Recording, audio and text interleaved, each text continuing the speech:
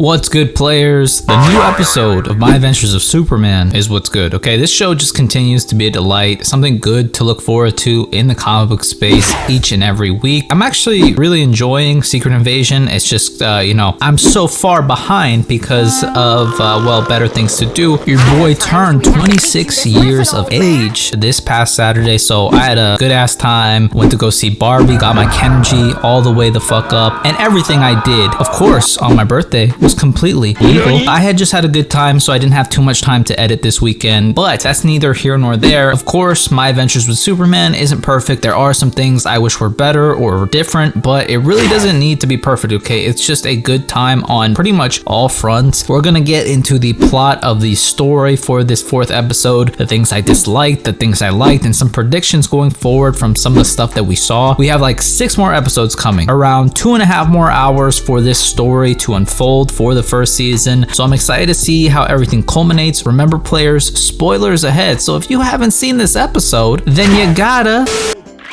No, please, have mercy!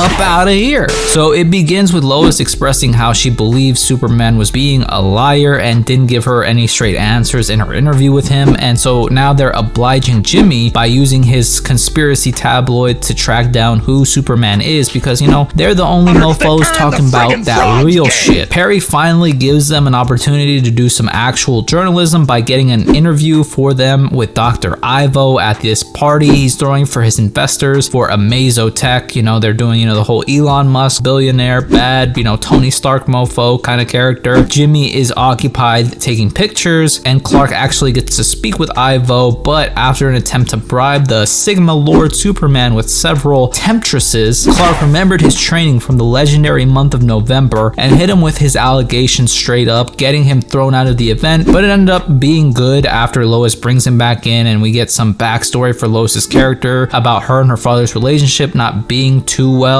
and her mother having been sick. I don't know if her mom's possibly deceased yet or not. And then they were able to sneak into Ivo's secret lab, and they saw a bunch of the same tech that's been popping up all over Metropolis, which I do have a prediction for that we'll get into. Ivo from the comics is this mad immortal scientist who is most notable for creating Amazo from Brave and the Bold number 30 from the 60s. He's this android that can actually mimic powers, and he basically stole the whole Justice League's flow until he got finessed by the Green Lantern. But it seems like they went for an amalgamation in this show by combining both creator and creation with one another, with another power absorbing character, Parasite, by having the suit not only kind of mimic Soup's power but also drain his power. Parasite being another longtime Superman villain, but he's basically another energy drainer and can slightly take powers from his opponents. Not the best mimic. I'm not the biggest fan of this combo, I gotta admit, and the overall design of these characters and a lot of the designs just in the show period I'm not too big on, but maybe things will get more faithful to the comics as time progresses, or we'll get to see Ivo mutate into a more Parasite looking mofo, since he's halfway there from his fight with Clark. He Osborned at what I'm almost positive is a young Lex Luthor. I know that's Lex, you can't just sneak that in there, that's Lex, but it's the classic back to formula, testing some shit that's not ready and then going crazy type beat that Ivo pretty much does this episode. I really like how, again, Lois and Jimmy play a part, and they're not just in the background, and Jimmy's blacklight does come in handy as well in the plot, and they help to get the force field down that's trapping everyone. Superman decides not to feed the suit anymore after getting his ass whooped, and it quickly craps out. And I just love the little dialogue between Ivo and Superman at the end, what's in it for you, as if there always has to be something in it for somebody else to get anybody to do anything. And he responds that some people just want to help, and I love that shit, okay? It's so Superman. I'm a huge fan of fucked up characters. I'm a fan of characters that need something in return to get shit done, but then ultimately you break down the walls and they are genuinely good people or have a good amount of good in them. But I just love how Superman, just at his core, just right off the bat, is a good guy, and that's just who he is up front. I think that's just beautiful. The whole cliffhanger of the episode that was set up so nicely was when Lois goes back to the Daily Planet to send her story about Amazotech, and she gets sucked into the Who is Superman Superman rabbit hole and then finds in Clark's jacket pocket a ripped page of a boy from Kansas flying 15 years ago. Lois obviously puts it all together. Clark Kent is Superman, credits roll. As far as things I dislike, I think I would have liked to see a bit more dynamic action in this episode. We didn't get a whole lot of that as well. The whole character design, okay, I was really just not feeling. It looked more Evangelion mixed with like Scorpion or something than Amazo or Parasite, but it's their show and I'd imagine they're really trying to distinguish themselves from stuff that's come before or stuff that might come in the future, so it's all good. Again, I love how efficient they are with the time they have in these episodes. Nothing feels wasted. We're piecing together the backstory of these characters slowly, which is good. Hopefully we get more from Jimmy as well. I really believe the tech is from Apocalypse, okay, and that Darkseid is somehow pulling the strings. Even if he doesn't show up in the end of the season, I imagine he's playing a chess game similarly as he did in the comics. We saw a pretty young looking Lex, and I'm sure he is responsible for all that illegal tech they saw disappearing. We'll be set up for the long game of this series, maybe not in this season, but you know, in the seasons to come. Really interested to see just how far they go with the world building. Okay, I know multiverse and shared universes are getting played out as of recently, but I wouldn't mind seeing Clark interact with a Batman in this universe. You know, I'm just saying, I'll probably give this episode a 7.5 in particular, just because the design and the character amalgamation wasn't my favorite, but it was still a very enjoyable and good time. Let me know what y'all thought of the episode and series so far. What are some of your predictions for the series finale, and who's behind the crazy tech, and what are Slade and Amanda Waller up to? You know, let me know your thoughts. That's pretty much it. If you liked the video, leave me a thumbs up, comment down below, and if you want, subscribe. I always appreciate it. Thank you guys so much for watching. I hope all of you guys are well, and I will see you in the next one.